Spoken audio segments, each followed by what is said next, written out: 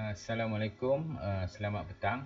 Berjumpa kita lagi dalam program Diploma Teknik Kimpalan DMB 3113, pengurusan fabrikasi kimpalan, Welding Fabrication Management, PDPR bagi minggu ke-8 untuk slot yang kedua. Bagi slot yang kedua ni kita akan berlangsung selama 2 jam selama 2 jam. Bermula pukul 3 hingga pukul 5 petang. Jadi hari ini kita akan membincangkan khusus berkaitan dengan Work Breakdown Structure, WBS. Baik, dalam kuliah kita pada slot yang pertama minggu lepas, kita semalam kita telah membincangkan berkaitan dengan perancangan dan scheduling, perancangan dan penjadualan. Jadi hari ini kita akan bincang khusus hanya untuk work breakdown structure ataupun dalam bahasa Melayu struktur pemecahan kerja, struktur pemecahan kerja. Jadi biasanya kamu akan dibiasakan dengan sebut WBS lah, work breakdown structure. Jadi jangan terkejut kalau kamu jumpa perkataan work breakdown structure. Jadi seperti yang kamu tahu, work breakdown structure ni dia merupakan satu panduan untuk kamu menentukan proses kamu secara terancang. Kita lihat kita pergi pada pengenalan dulu. Apa dia struktur pecahan kerja. Ia merupakan asas dalam kita merancang projek. Ia merupakan kaedah merancang yang akan menentukan proses sumber manusia, sumber bahan, jentera dan penggunaan peralatan dalam organisasi, dan berjalan mengikut SOP ataupun dalam kata lain Standard Operation Procedure.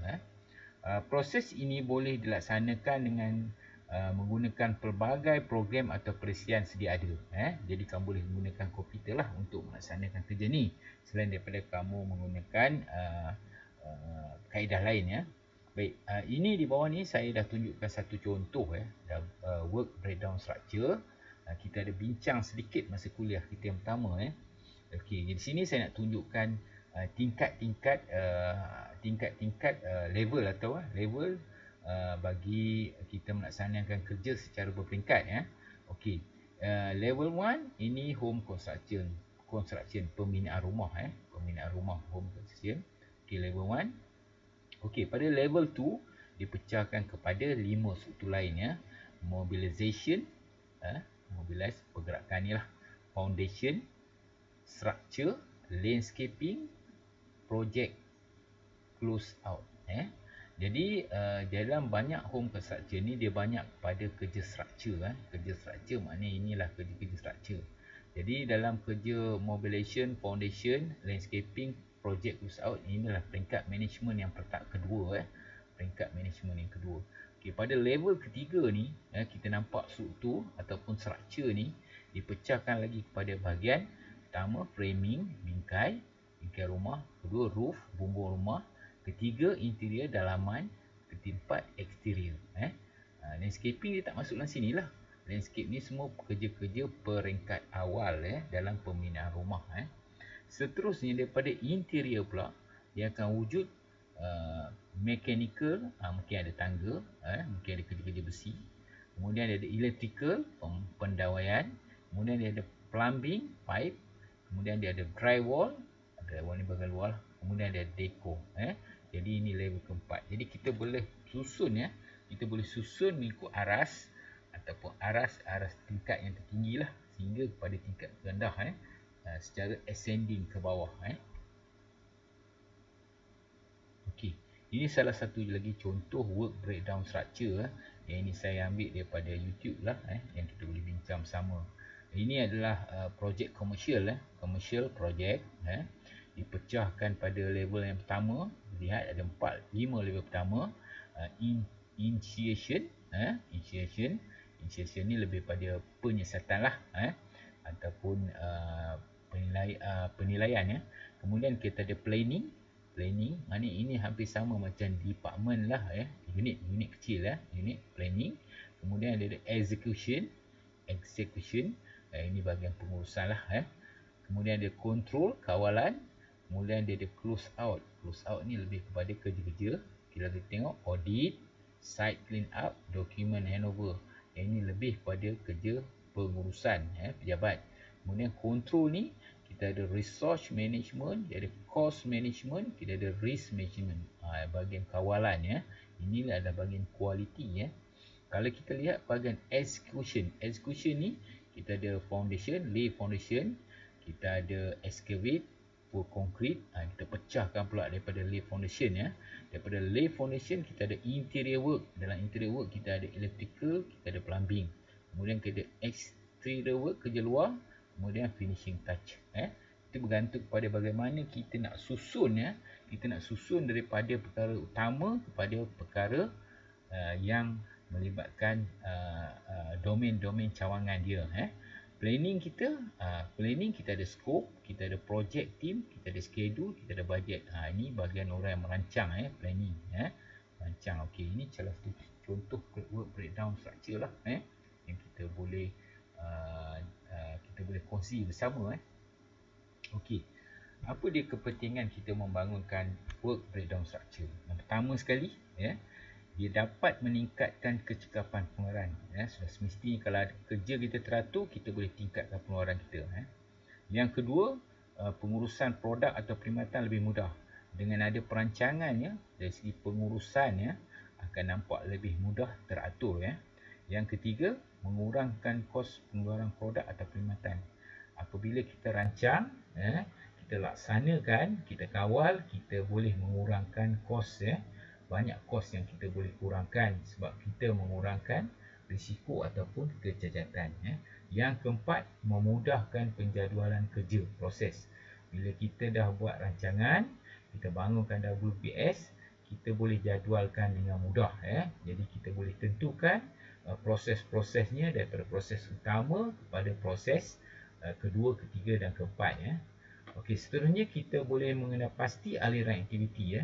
Jadi maknanya aktiviti kita tahu which one yang mana satu yang utama, yang mana satu yang kedua, ketiga, keempat. Yang keenam, mengenal pasti perancangan pengurusan risiko. Kita boleh buat R&D, kita kena pasti, kita rancang, kita boleh urus risiko ataupun apa juga risiko-risiko yang akan berlaku, kita kena pasti lebih awal kalau kita boleh bangunkan WBS. Ketujuh, memudahkan pengendalian bahan. Jadi dengan adanya work breakdown structure, struktur pencarian kerja, jadi bahan ni kita boleh kendalikan dengan baik, terutama bagi bahan-bahan mudah bakar lah. Jadi kita boleh kawal, kita boleh kurangkan kos, kita kawal dengan baik dengan adanya kita bangunkan work breakdown structure. Dan yang terakhir, memudahkan anggaran kos dibuat. Sebab bila kita ada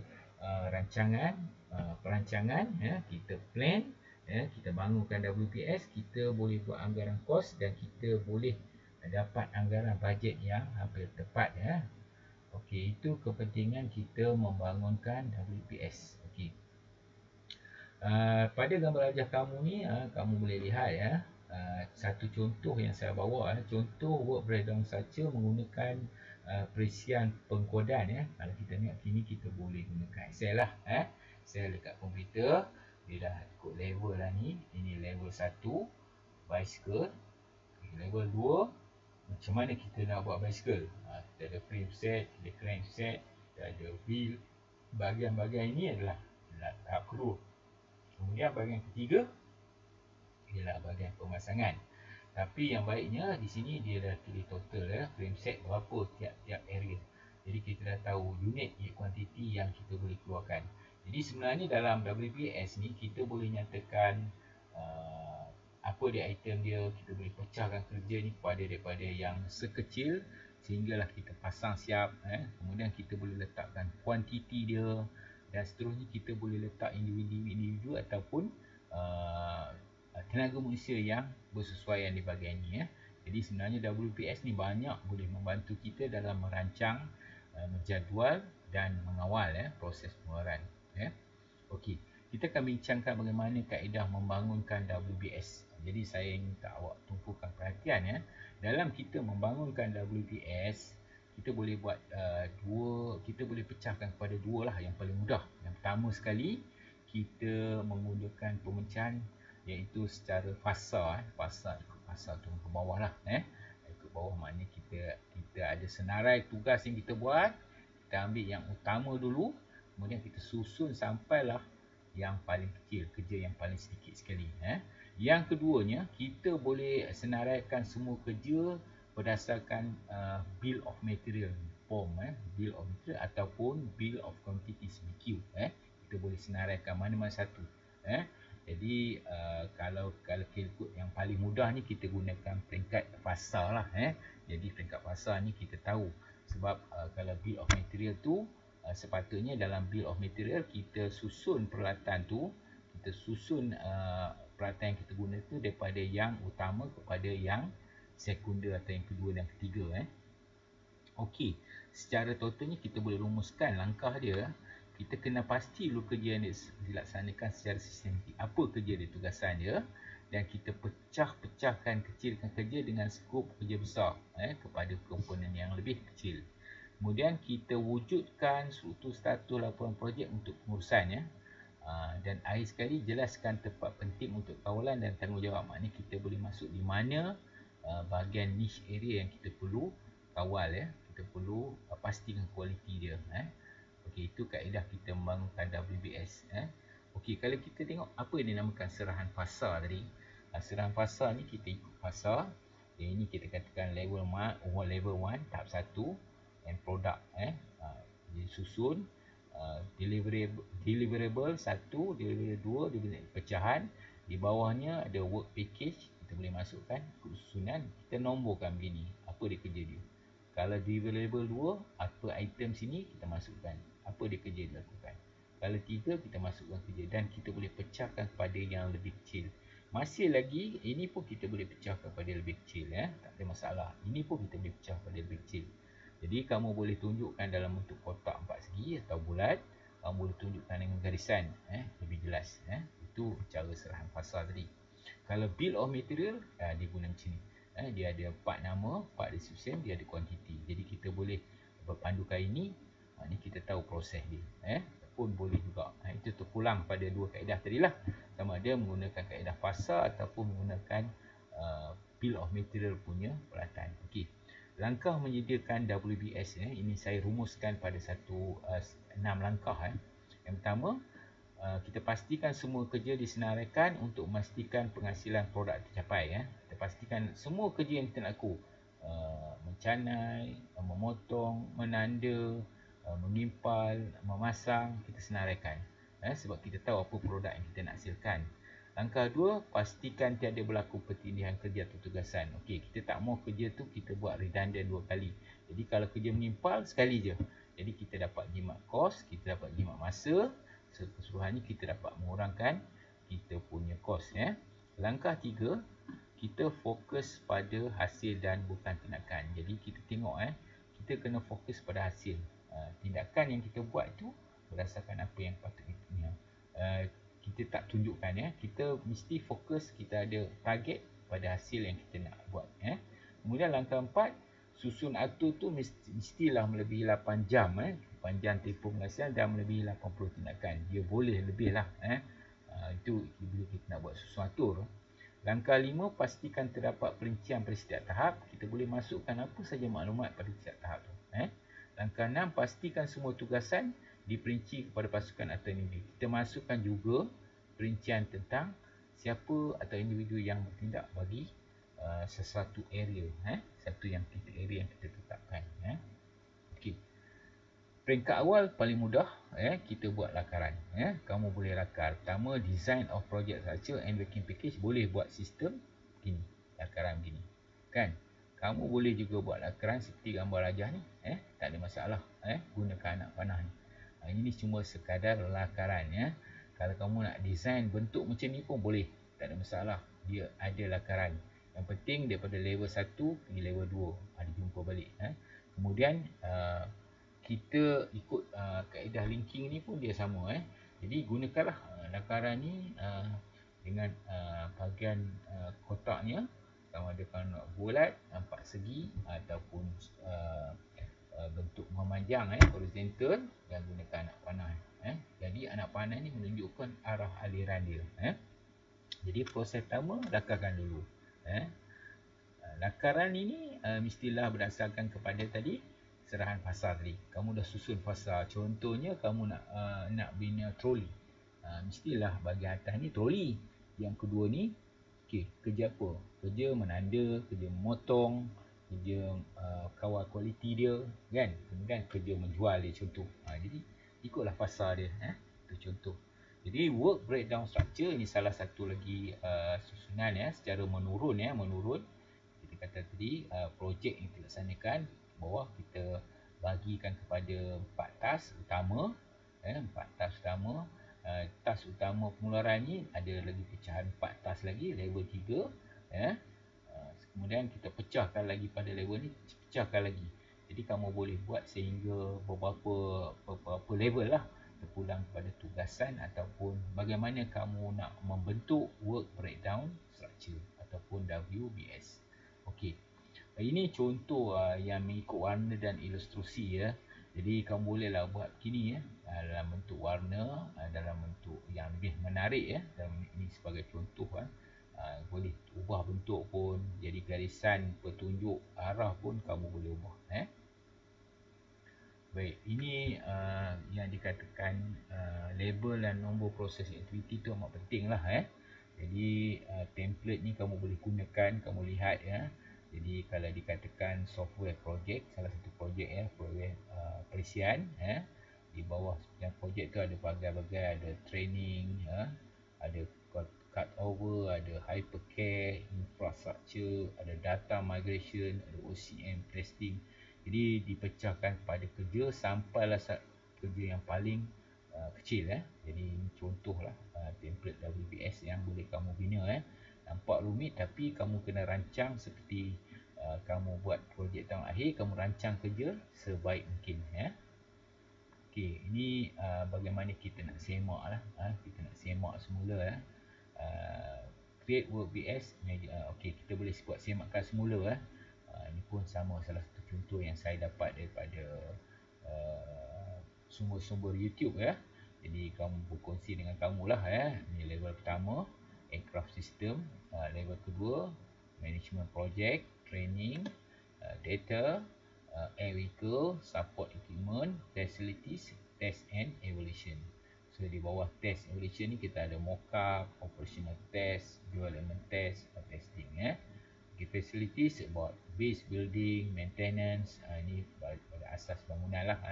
Support equipment, organizational, intermediate level, depot, ini yang membantu sistem tu. Kemudian daripada air vehicle, kita ada airframe, kita ada engine, communication system, navigation system, fire control system, di dalam duduk bawah air vehicle. Data pula, kita ada technicals, engineering, management. Kemudian untuk training, kita ada equipment, facility service. Dan untuk management, ini peringkat tertinggi lah. Walaupun peringkat tinggi dia duduk sama level sebab tiap-tiap ni bahagian ni dia akan ada keutamaan masing-masing. Baik, saya rasa itu saja yang kita bincangkan tentang projek khusus kepada work breakdown structure. Jadi ada sedikit tutorial yang saya minta anda laksanakan. Soalan dia, ada satu soalan saja. Anda sedang menyiapkan satu projek untuk pembentangan pada semester akhir, untuk projek tahun akhir anda. Sebelum melaksanakan projek tersebut, anda perlu merancang proses kerja menyiapkan produk tersebut. Melalui kefahaman anda, lakarkan satu proses merancang menyiapkan produk tersebut. Jadi saya nak kamu rancang kefahaman, lakarkan satu proses lah menggunakan kaedah WBS, Work Breakdown Structure, yang kita bincang pada kuliah pada hari ini. Jadi saya ada sediakan satu link yang kamu boleh tengok bagaimana penggunaan work breakdown structure. Kamu boleh gunakan bahan rujukan yang ada saya edarkan pada kamu. Saya harap kamu rujuklah link-link yang lain yang boleh membantu kamu untuk menambahkan pengetahuan. Jadi saya rasa sekian saja untuk kuliah kita DNB 3113 slot yang kedua. Kita akan jumpa lagi pada kuliah yang akan datang. Terima kasih. Assalamualaikum.